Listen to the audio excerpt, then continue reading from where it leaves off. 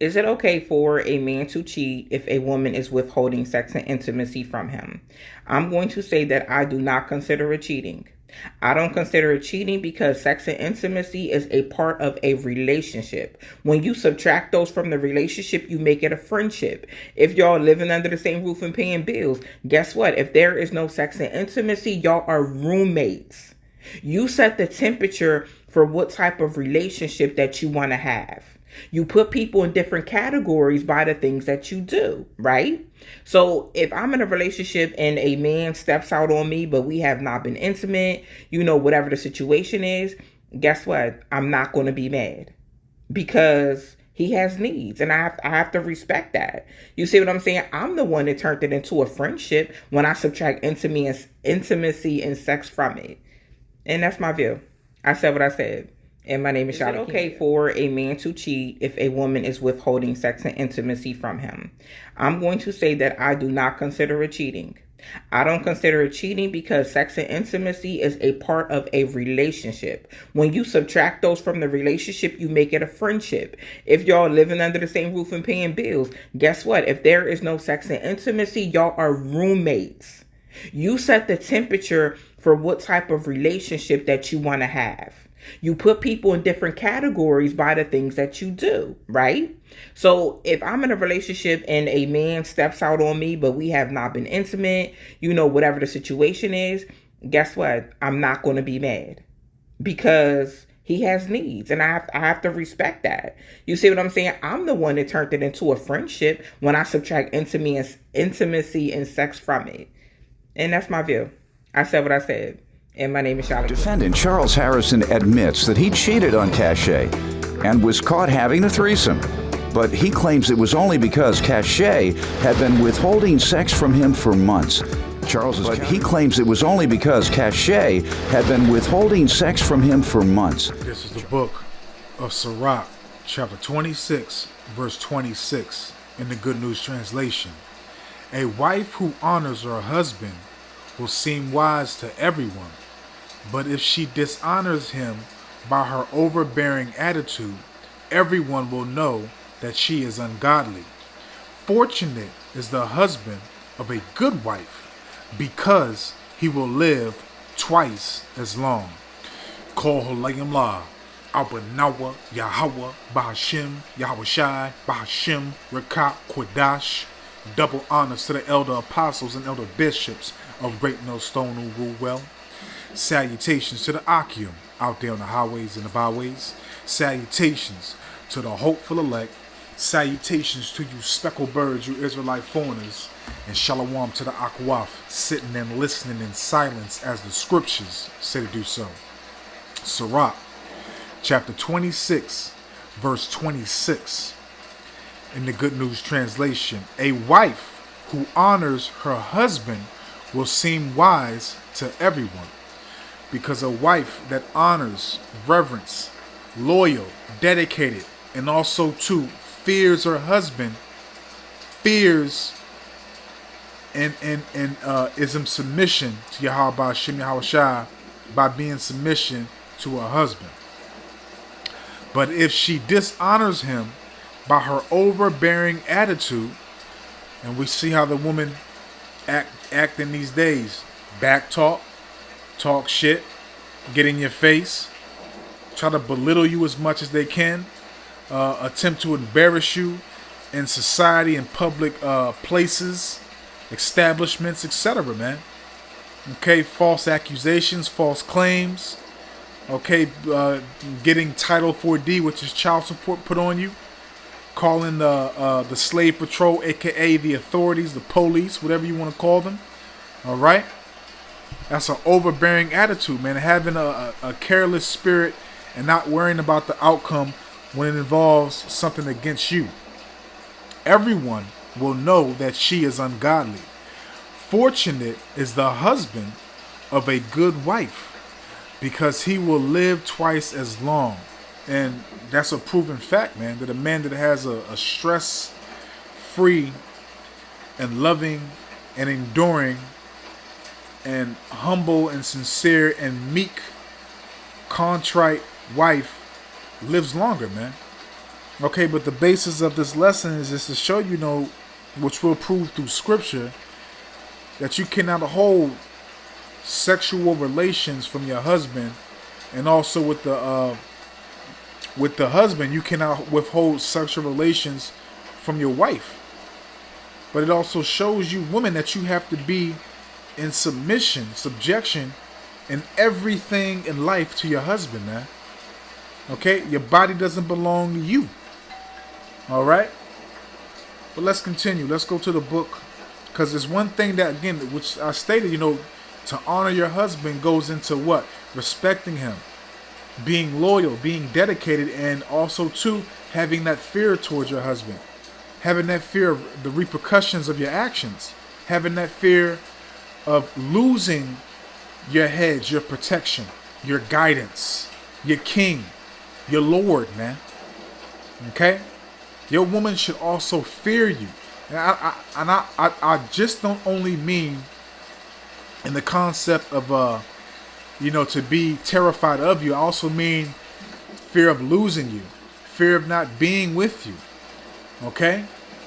Because love in this captivity, to be honest with you, unless you've been raised in the scripture and going by everything in the scriptures, really doesn't mean too much. Your woman should have that fear of if she does something that will trespass against you, again, of the repercussions. And not to say that, you're going to put your hands on your wife. I'm not saying that. All right? But let's continue. Let's go to the book of Ephesians, chapter 5. And I'm going to read verse 33 in the NET.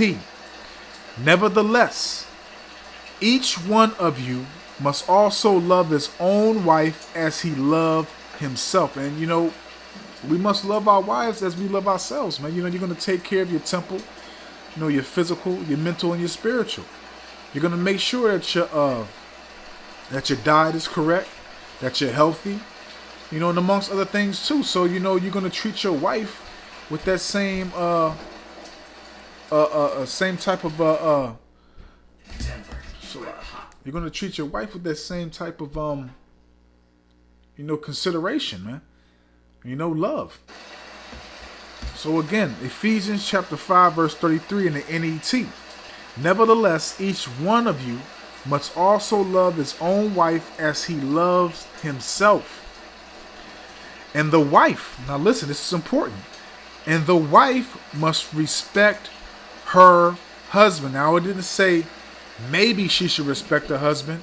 She has the choice on depending on what her husband does for her. If he provides and if he makes a certain income, if he's in a certain tax bracket, okay, if he's in the 1% in society. No, it says she must, verily, you have to. It's a commandment from Yahweh Hashem Yahushua to respect your husband, man. Okay, and again, we see a lot of that not occurring here in Babylon the Great. We see the men being highly, again, belittled, disrespected. No regard towards anything when it comes towards the top man of the earth, man. The man that's made in the image of Yahweh Bahashim Yahushua. The man from the nation of Israel that was chosen to be the gods, the protectors, the leaders of the earth, man. The inheritance of Yahweh Bahashim Yahushua, just as well as you women. Okay? Again, I'm going to read that last part. And the wife must, okay? That's a guarantee. Must respect her husband. It's not no fucking, what's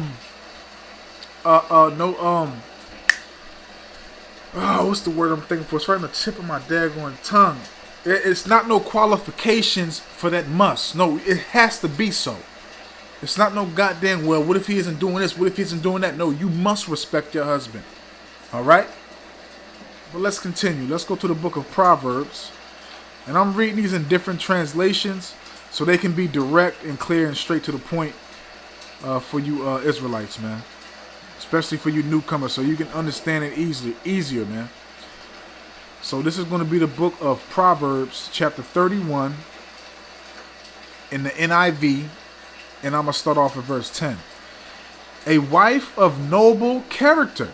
Okay, a wife of noble character. Now, what does that word noble mean? Let's look that up real quick. Salakia.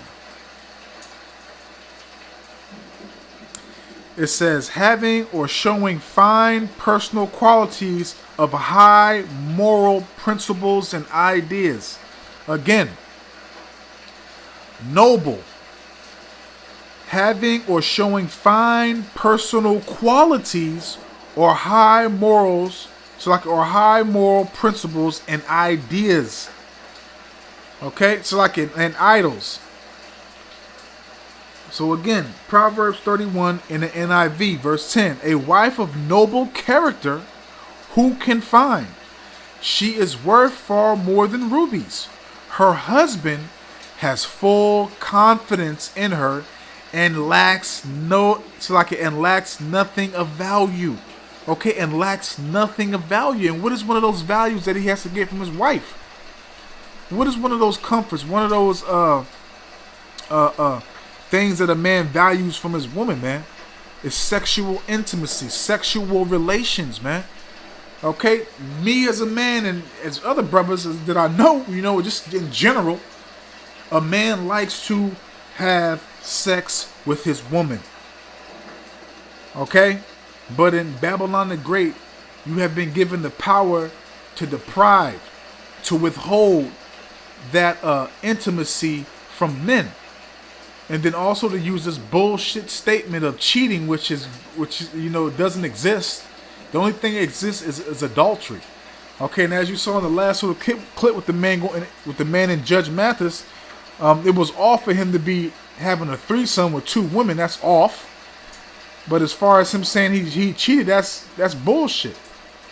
Okay, now if the woman had husbands, and it's adultery. But as far as anything else, a man can have more than one woman. You cannot withhold sex from your husband, man. Vice versa. The husband cannot withhold sex from the woman, man. Looks like it's from the wife. Her husband has full confidence in her and lacks nothing of value. She brings him good. Okay, because again, her spirit is meek. Her tongue is pleasant. Soft words, well spoken, well in order. Okay? She's highly conducting herself according to the righteousness instructions that Yahweh Shem Yahweh gave our nation, man.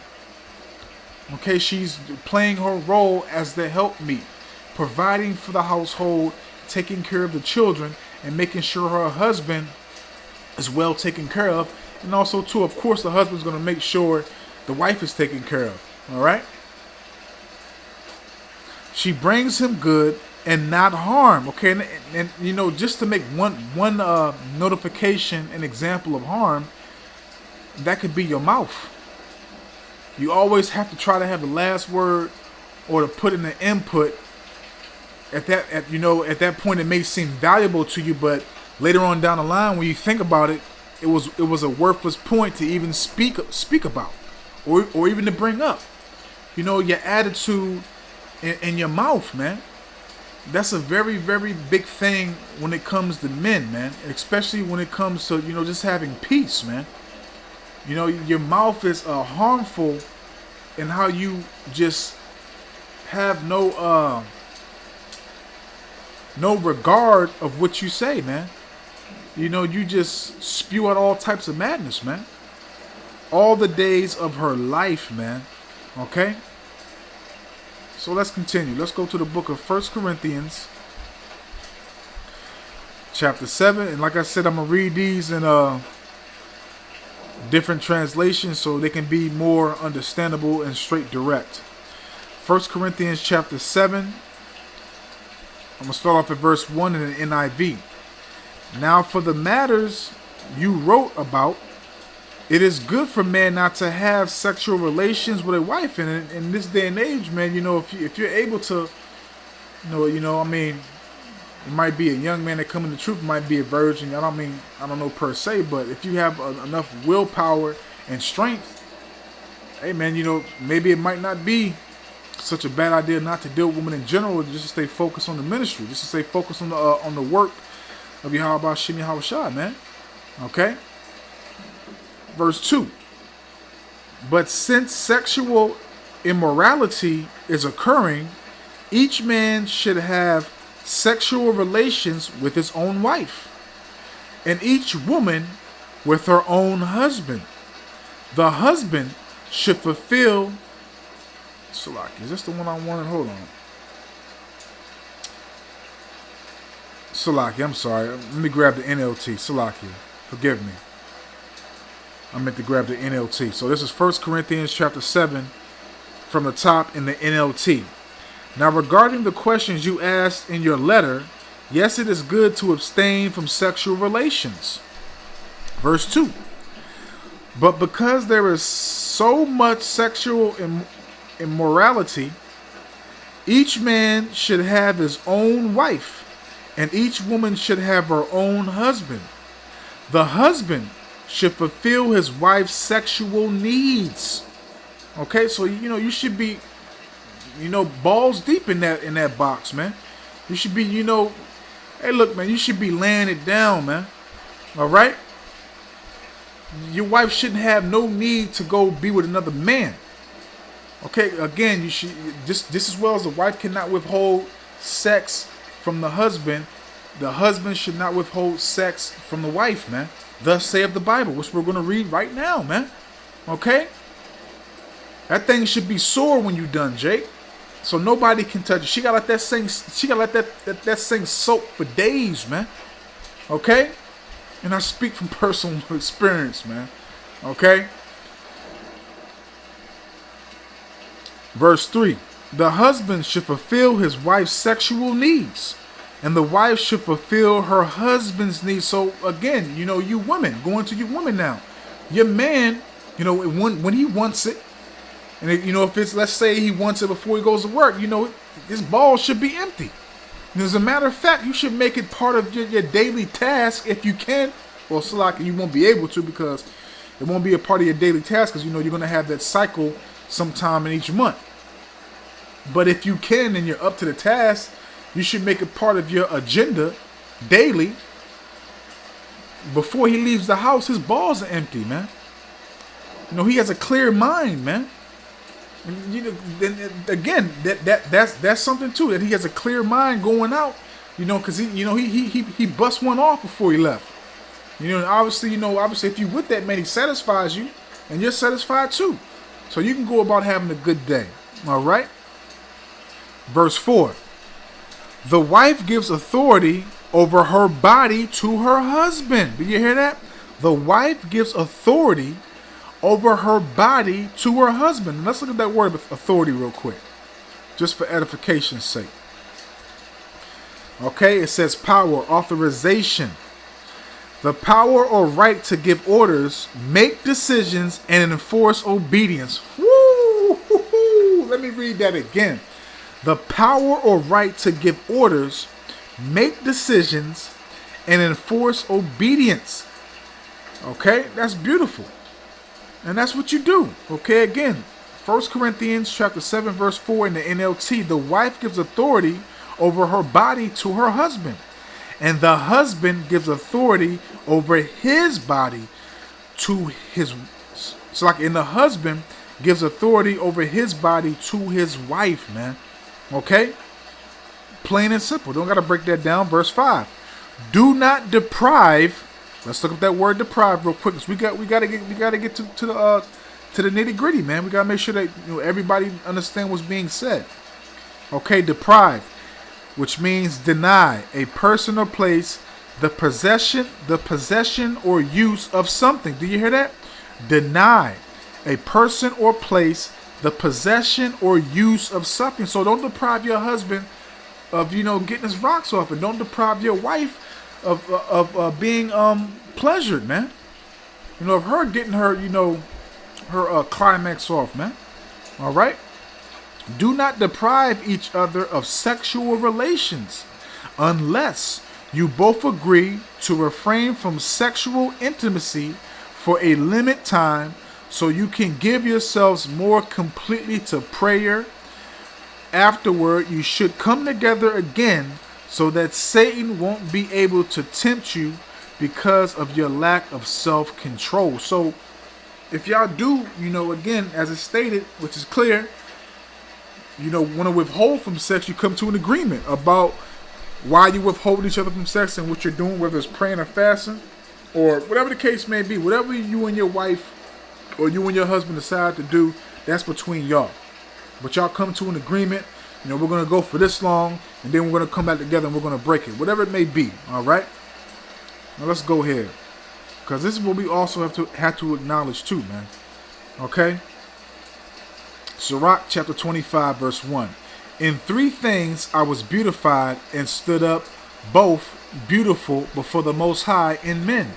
The unity of brethren, the love of neighbors, here it is, a man and a wife that agree together. Do you hear that? A man and a wife that agree together, man. And that's beautiful. That's a beautiful unity. That's a beautiful bond for the husband and the wife to agree, man. To have no friction.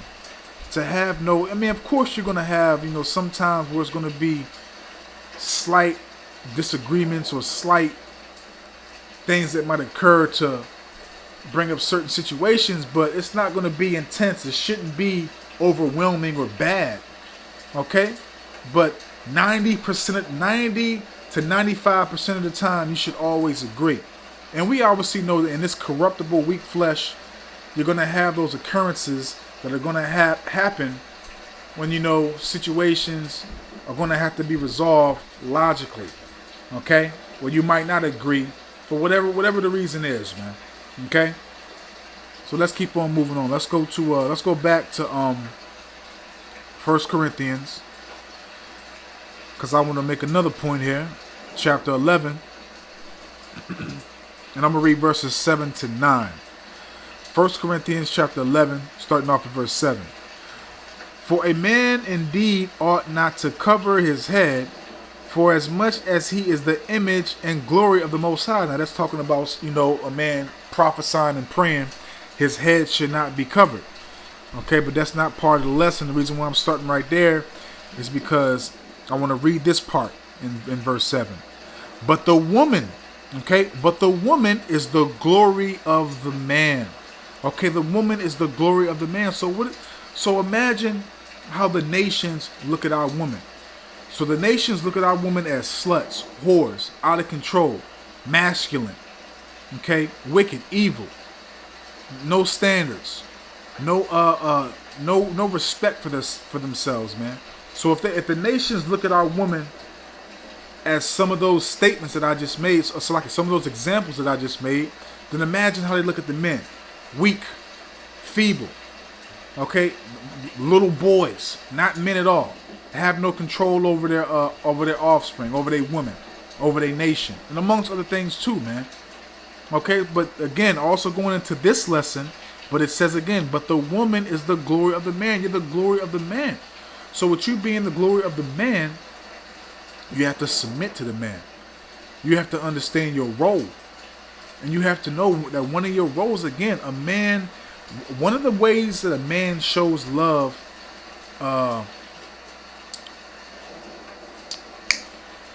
Right on the tip of my daggone tongue. I hate when Satan does this, man. I'm gonna just say this. One of the ways that the man shows he loves you is him having intimacy with you, him being attracted to you.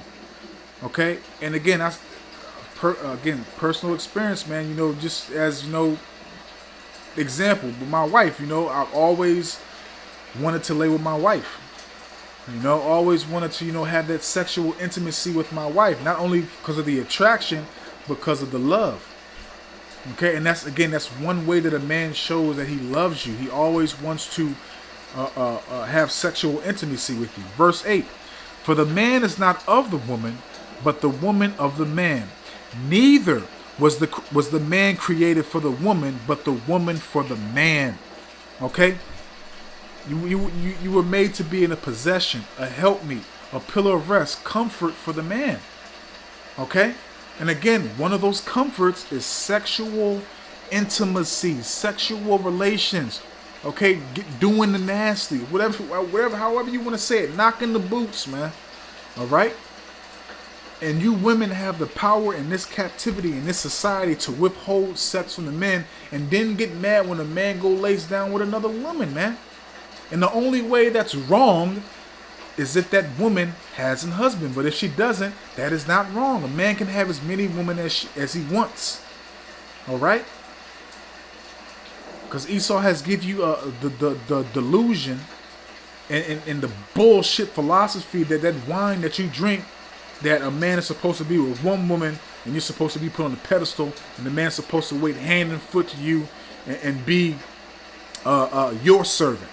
Everything is upside down here, man. Okay? Because again, you know, with the affliction, the oppression, you know, the vexation, the stress, everything we go through here, you know, that, you know, having intimacy with your wife, it's not, obviously it's not going to fix it, but it helps. It helps. Okay, and let me get an account, and we'll close out here. Let me get one account that shows you that this is a part of our customs that we were doing in the land of Egypt. When we were in the land of Egypt, how do you think our nation grew? You think our nation? You think orchards, whatever that bird? If I'm saying it right, you think birds was dropping off babies out the sky and shit? No, Jake was balls deep in that box in Egypt, man. Jake was laying pipe in Egypt. How do you think our nation got so abundantly great and big? Okay, because Jake was laying rod and you women. Exodus chapter 1, I'm going to go directly to the point. Exodus chapter 1, verse 12. But the more they afflicted them, who? The children of Israel. So we're being afflicted way worse than we was in Egypt, man. And we don't have this right here. What I'm about to read to you right now, we don't have this pleasure right now in this captivity, man. Because if our women were truly with us and truly obedient to us, this captivity will be a little bit lighter, so like less of a burden. Okay, this captivity would be less of a burden if our women would be obedient to us, but it's not so, man. So it's a worse, harsher, grievous affliction upon us, man. Exodus chapter 1, verse 12. But the more they afflicted them, okay, the children of Israel, the more they multiplied and grew. Now, obviously, in order for you to multiply and grow in your nation, you got to be having sex. You know, Jake got to be laying that pipe. You know what I'm saying? Jake got to be getting it in, man. Okay, again, balls deep, man. Okay, you know, shooting up the club, man. You know, Jake rarely pulls out. Jake don't pull out now, man. All right. Slacky, I'm trying to keep this, you know, as a PG as I can. But you know, we obviously know, right? Jake don't pull out now. Okay? And grew. And they were grieved because of the children of Israel, man. So, hey, look, man. It is what it is, man. Take heed. And, you know, I don't want to rock this out, man. I hope and I pray that this was edifying, uplifting, and informative to the true, sincere Aki and Wa'akwaf. So with that, I'm just going to say, Kol Holayim La, Abanawa, Yahweh, Bahashim, Yahweh Shai, Bahashim, Rekat Kodash, Wathawada, Yahweh, Bahashim, Yahweh Shai, Bahashim, Rekat Kodash, for putting the spirit on me, my elder apostles, elder bishops, elders, brothers on down, for doing these epistles to enlighten you, to inform you, to edify you, and uplift you through the power and spirit and words of Yahweh, Bahashim, Yahweh Shai. May the blessing and election and protection be upon you and your household. Adawan Ratazah. Until the next one. So with that, I'm just going to say, Shabbat Shalom.